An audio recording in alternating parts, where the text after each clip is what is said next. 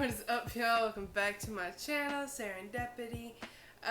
Today I'm going to be reacting to the top 10 places to visit in the UK. When I go on like vacation, I like to see like the authentic part of where I'm going. So I don't really go for like the big cities, I don't really care.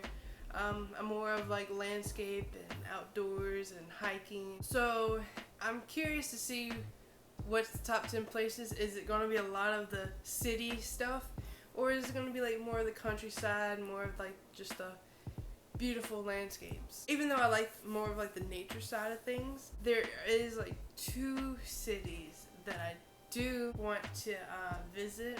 I don't think it's like a common place. I don't know. I mean, it's common, but I haven't heard too many people talk about it that is like from America, or even these types of videos. I haven't seen this particular one, but all like the travel stuff that I watch, or like clips of on Instagram, it's never the top because it's probably not the best place to go. But I feel like those people are my type of people. I'm not gonna reveal it. I'm just gonna keep that as a mystery. I don't know. I guess I would say it's the north. There's a lot of places in the north that I would want to go to. So yeah, I think this would be a cool thing to look at. So I'm a little curious about what's nice everywhere else, especially in the southern point of England. I know this is UK, so it's probably going to show Scotland, which is Scotland's another place that I would want to go to, just strictly for the landscape. Yeah, so I guess without further ado, let's get into this video. Ryan Shirley, and I spent the last few years exploring the United Kingdom, and I want to show you my favorite places. So here's my UK top 10.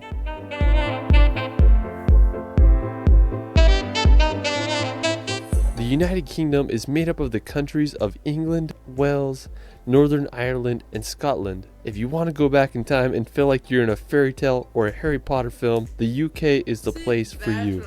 It's easy to see why so many myths and legends were born here. It's one of the world's most enchanting places. That's another thing. I would like to go on like, I don't know what there is there. Like some type of myth, like legend tour, something like that.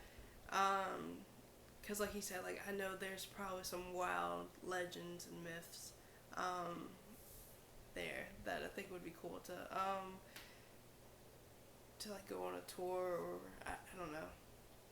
Alright, so for our first location, we're going to go visit possibly the most iconic city in the world, London. I've traveled more to London than any other international destination. I have to say it's my favorite city in the world, and I just keep coming back. Everything from the double-decker buses to the energy of Piccadilly Circus makes the city feel so alive. There's just so many places to see. You can check out the iconic Big Ben and walk across the bridge to see the Palace of Westminster. There's the Tower Bridge, which is possibly the most famous bridge in all of London. You can go see the Stoic Guards at Buckingham Palace or take a ride on the London Eye. If you haven't already been to London, I'd highly recommend visiting when you can. It's hard to beat the London atmosphere. There's no city like it in the world. Alright, so after exploring London, we're going to make the 2-hour drive over to Stonehenge. Located in Wiltshire, England, lies one of the most famous man-made rocks. I have heard that this is a little bit overrated. I mean, it's cool how the stones got there. Like, how would somebody put the stones like that? But I feel like it's like, oh, stones, and then you just walk away. So I have heard that it's a little bit overrated, but it's probably still cool. Structures in the world. There's a lot of mystery surrounding Stonehenge, like what was its purpose and how was it made. Archaeologists believe it was constructed back between 3000 to 2000 BC. Stonehenge consists of a ring of rocks, each being around 13 feet high and weighing nearly 25 tons each. It's unclear what the exact purpose of Stonehenge was. It's believed that it was used as an astronomical observatory or a religious site. Either way, it sure makes you stop and think how people thousands of years ago. I think it's a religious site. I think maybe probably something crazy happened there. That's my opinion. Were able to construct this. Alright, so after Stonehenge, we're gonna head on over to the Jurassic Coast. While you won't find any dinosaurs here, you might find some fossils on the beach. The Jurassic Coast is England's only natural World Heritage Site, and it's become popular with its white cliffs and picturesque beaches that are full of fossils formed over 65 million years ago. One of the most famous spots on the Jurassic Coast is Durdledor. It's this limestone arch that goes straight into the ocean. There's a great beach there, and I'm not gonna lie, if I think of England or the UK, I don't think of beaches. I don't know why. I didn't even think they would. I mean, obviously they have beaches, but I don't know. That's kind of cool. I like the third door, the cool landscape. just can't think. Now that I'm looking at it, how do you even get in there? That's probably a lot of walking. What about your ice chest and all? Oof. A better place to spend during the hot English summers. One of my favorite spots on the Jurassic Coast is Old Harry's Rocks. Now, special thanks to my friend David Rule for providing this footage. He has an awesome Instagram and YouTube that I'll provide in the description below. I remember the first time I saw his picture of this place and I was just baffled by the scenery there. The Old Harry Rocks are these sea stacks that are made completely out of chalk that mark the end of the Jurassic Coast. In World War II, the stacks Now that's a cool location to go skiing in right there. were used as target practice for pilots, so that's kind of crazy. I just love the combination of the green meadows with the white cliffs and the blue ocean. I mean, it's just hard to beat that scenery. Alright, so after the Jurassic Coast, we're going to head up north to visit the country of Wales. Now, Wales is located in the southwest part of Great Britain. It's famous for its mountainous national parks, picturesque coastline, and distinct Welsh language. One of the most scenic places in Wales is the Snowdonia National Park. It's a region in northwest Wales that is known for its mountains and lakes. The highest peak in Wales, Mount Snowdon, is located in the park with an elevation of 10,085 meters. You can hike on up there, or you can take the Snowdon Mountain Railway to the top. If you're lucky, you might be able to see Ireland across the sea.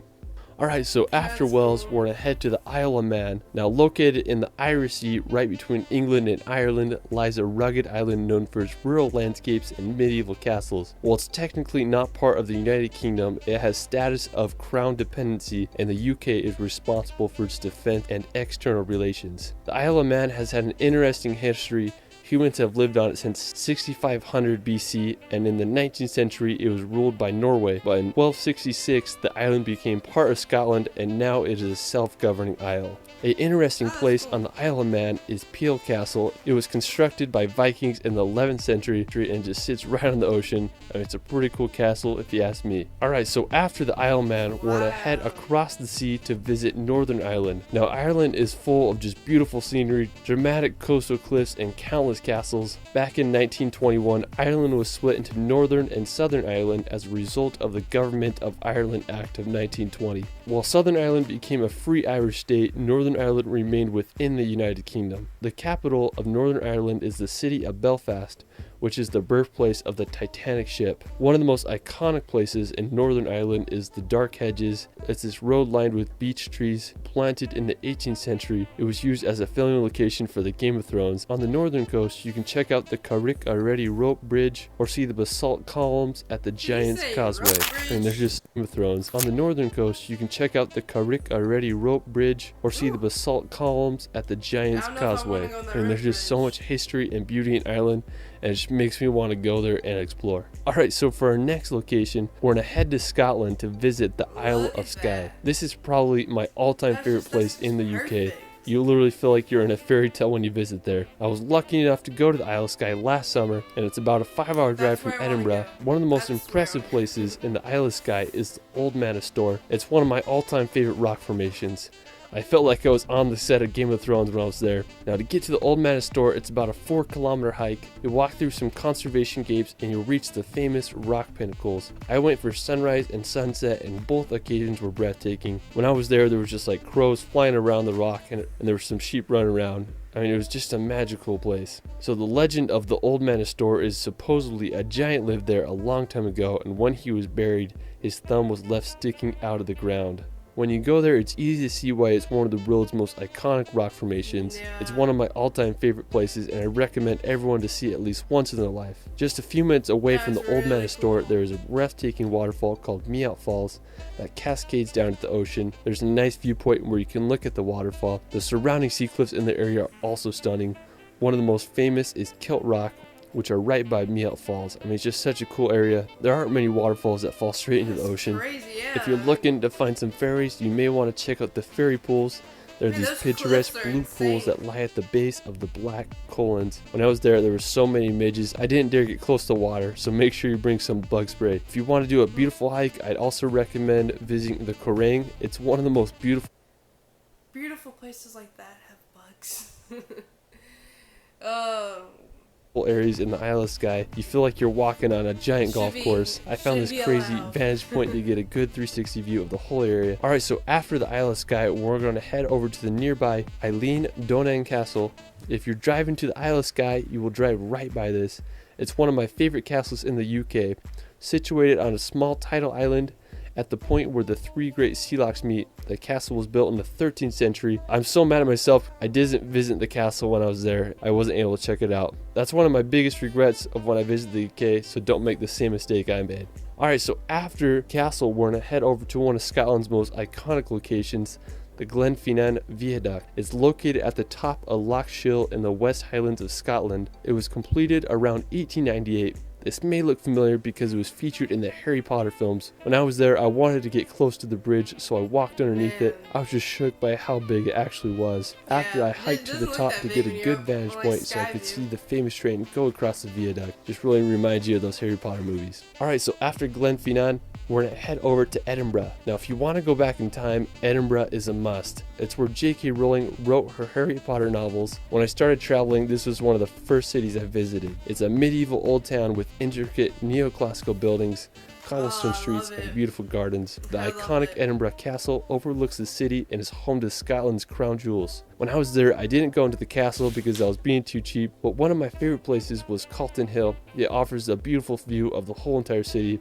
While we're still in Edinburgh, we're going to head over to Arthur's Seat. Now, Arthur's Seat is located in Holyrood Park, and it's a short walk from Edinburgh Centre. Arthur's Seat is an extinct volcano with an elevation of 823 feet. When I was there, I wanted to get as high as I could so I could see all of Edinburgh. I made a hike up and I reached the top. It was just so windy when I was there, nearly blew me over. After I hiked to the top, I had a good time just hiking around Holyrood Park and enjoying the views of one of UK's most iconic cities. Alright, well that is it for my United Kingdom top 10. The UK is just such a unique region in the world, and I hope all can witness its beauty and history. What was your favorite place in the video? Okay, that's all I want. All I want is the landscape and the old, like, the myths, the legends, just the old history, just everything about that. That's why I would want to go to, like, England, or even just, like I said, even just the UK. What would be probably the best time to go to the UK? Like, where the weather is kind of like as perfect as it's gonna get. So yeah, hope you enjoyed this video. Like always, there's more to come, and I'll see you in the next one.